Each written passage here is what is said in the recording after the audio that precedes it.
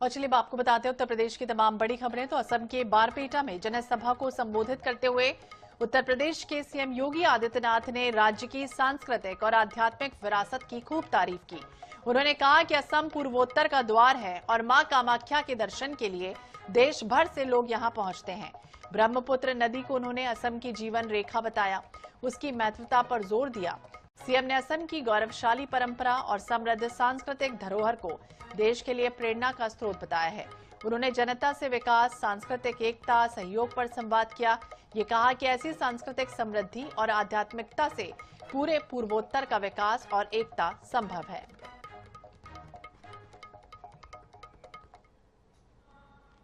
कि ये पावन धरा जिसे हम पूर्वोत्तर के द्वार के रूप में, भारत की गौरव की धरा के रूप में हर भारतवासी गर्व के साथ मां कामाख्या का दर्शन करने के लिए इस पावन धरा में आता है। भारत की वैष्णव परंपरा की श्रीमद शंकर देव और माधव देव की इस पावन धरा को नमन करने के लिए आता है। असम की जीवन रेखा के रूप में विख्यात ब्रह्मपुत्र के दर्शन करने के लिए आता है।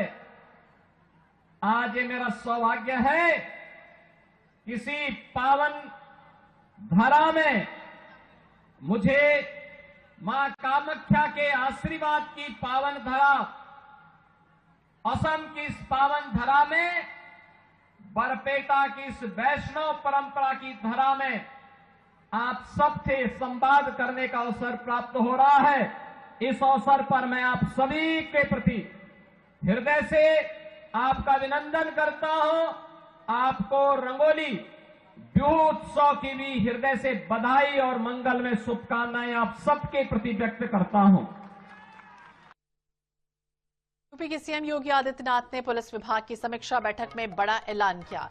उन्होंने कहा कि वित्तीय वर्ष 2026 से 27 में यूपी पुलिस में 81,000 से अधिक पदों पर भर्ती होगी, जिससे युवाओं को बड़े पैमाने पर रोजगार मिलेगा।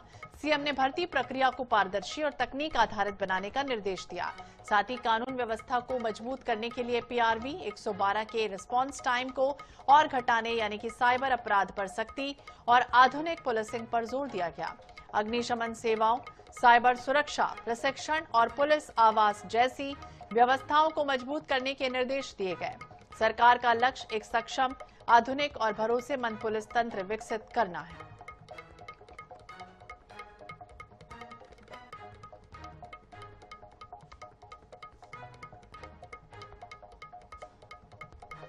और इसी के साथ इस बुलेटिन में फिलहाल इतना ही। बाकी अपडेट्स के लिए आप देखते रहिए INH 24/7। नमस्कार।